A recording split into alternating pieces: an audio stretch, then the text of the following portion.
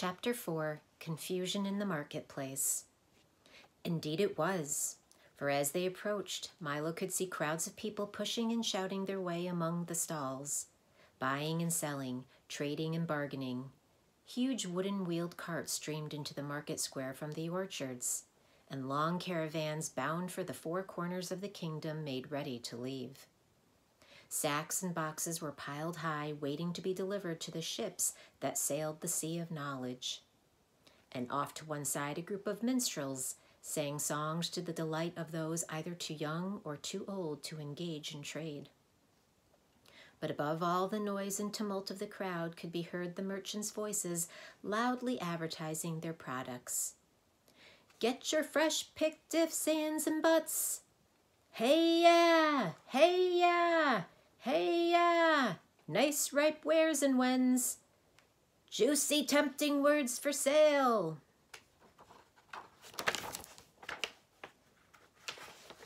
So many words and so many people.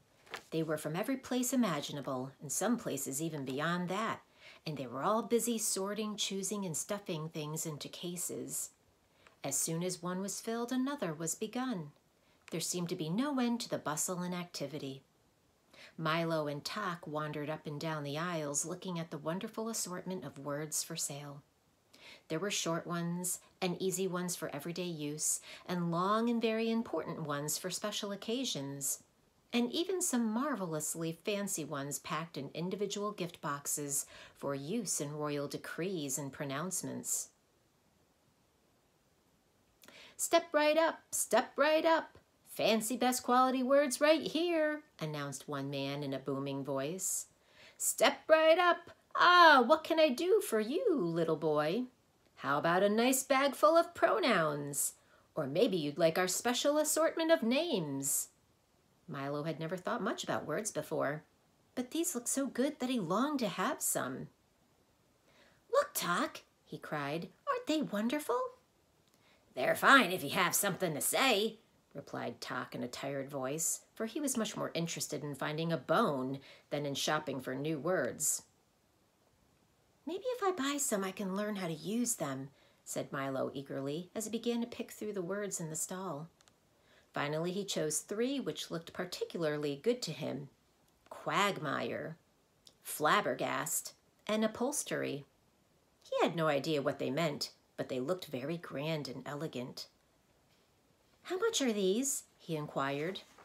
And when the man whispered the answer, he quickly put them back on the shelf and started to walk on. "Why not take a few pounds of happies?" advised the salesman. "They're much more practical and very useful for happy birthday, happy new year, happy days, and happy-go-lucky."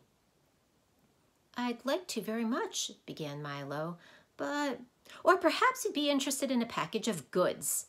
Always handy for good morning, good afternoon, good evening, and goodbye," he suggested. Milo did want to buy something, but the only money he had was the coin he needed to get back through the toll booth. And Tak, of course, had nothing but the time. "No, thank you," replied Milo. "We're just looking." And they continued on through the market. As they turned down the last aisle of stalls, Milo noticed a wagon that seemed different from the rest. On its side was a small, neatly lettered sign that said, "Do it yourself." And inside were 26 bins filled with all the letters of the alphabet from A to Z. "These are for people who like to make their own words," the man in charge informed him. "You can pick any assortment you like or buy a special box complete with all letters, punctuation marks, and a book of instructions. Here, taste an A. They're very good." Milo nibbled carefully at the letter and discovered that it was quite sweet and delicious, just the way you'd expect an A to taste. "I knew you'd like it," laughed the letterman, popping 2 G's and an R into his mouth and letting the juice drip down his chin. "A's are one of our most popular letters." "All of them aren't that good," he confided in a low voice. "Take the Z, for instance, very dry and sawdusty. And the X? Why, it tastes like a trunk full of stale air. That's why people hardly ever use them. But most of the others are quite tasty. Try some more." He gave Milo an I, which was icy and refreshing, and Tak a crisp, crunchy C. Most people are just too lazy to make their own words, he continued. But it's much more fun. Is it difficult? I'm not much good at making words, admitted Milo, spitting the pits from a P. Perhaps I can be of some assistance. ASSISTANCE, buzzed an unfamiliar voice.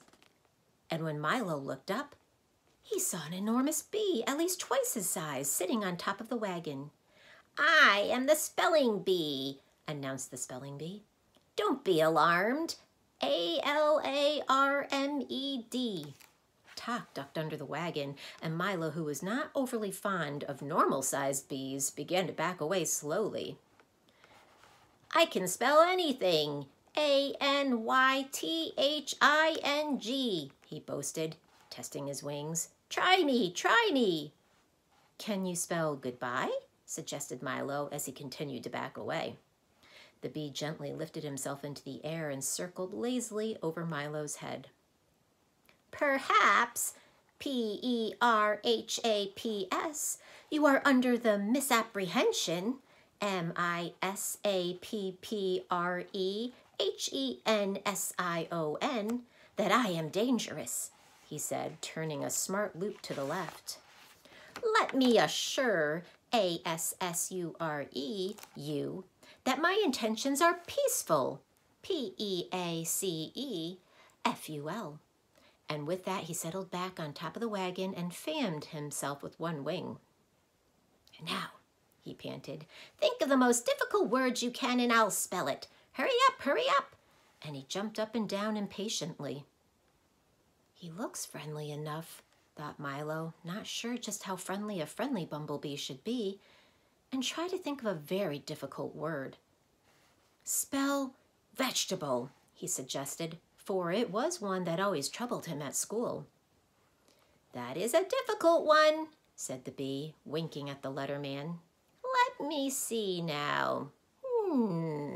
He frowned and wiped his brow and paced slowly back and forth on top of the wagon. How much time do I have? Just 10 seconds, cried Milo excitedly. Count them off, Tak. Oh dear, oh dear, oh dear, oh dear, the bee repeated, continuing to pace nervously. Then, just as the time ran out, he spelled as fast as he could, VEGETABLE. Correct, shouted the letterman, and everyone cheered. Can you spell everything? Asked Milo admiringly. Just about, replied the bee with a hint of pride in his voice.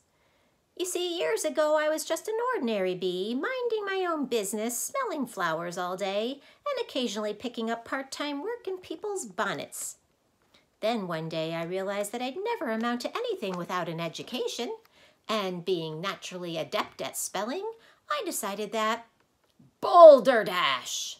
Shouted a booming voice, and from around the wagon stepped a large beetle-like insect dressed in a lavish coat, striped pants, checked vest, spats, and a derby hat. Let me repeat, Boulderdash! He shouted again, swinging his cane and clicking his heels in midair. Come now, don't be ill-mannered. Isn't someone going to introduce me to the little boy? This, said the bee with complete disdain, is the humbug, a very dislikable fellow.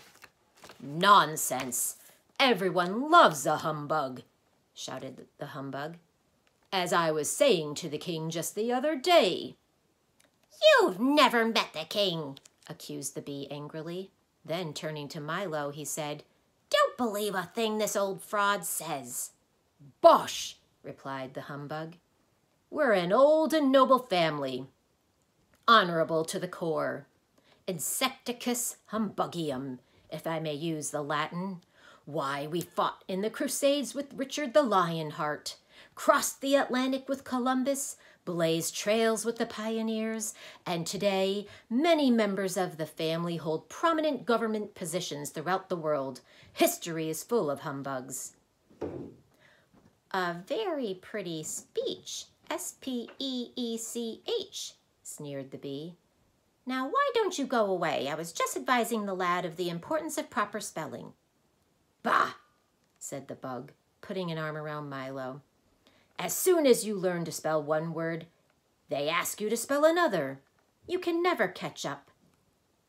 So why bother? Take my advice, my boy, and forget about it.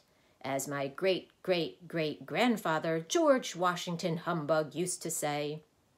You, sir, shouted the bee very excitedly, are an impostor. Impostor, who can't even spell his own name. A slavish concern for the composition of words is the sign of a bankrupt intellect, roared the humbug, waving his cane furiously.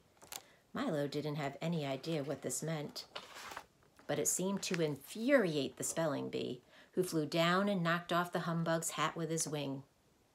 Be careful, shouted Milo, as the bug swung his cane again, catching the bee on the foot and knocking over the box of W's.